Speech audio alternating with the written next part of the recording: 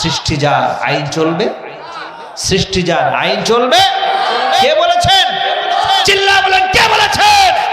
এই কোরআনের আইনের বিরোধিতা যারা করবে, আল্লাহর কসম করে বলি, এরা মুসলমান নয়, এরা কাফেরদের দোসর। কথা বলেন ঠিক কিনা? চিল্লা বলেন ঠিক কিনা?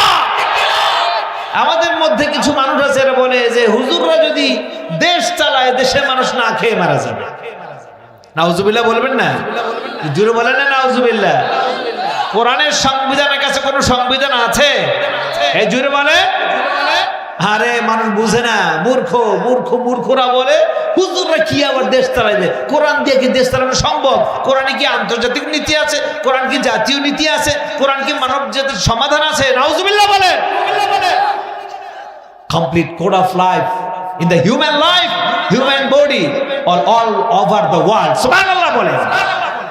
কোরআন হচ্ছে গোটা বিশ্বের সমাধান, কোরআন হচ্ছে মানব জাতির সমাধান, কোরআন হচ্ছে একটি দেশের একেবারে রান্নাঘর থেকে শুরু করে রাষ্ট্রীয় পর্যায় পর্যন্ত সবকিছুর সমাধান। সুবহানাল্লাহ বলেন।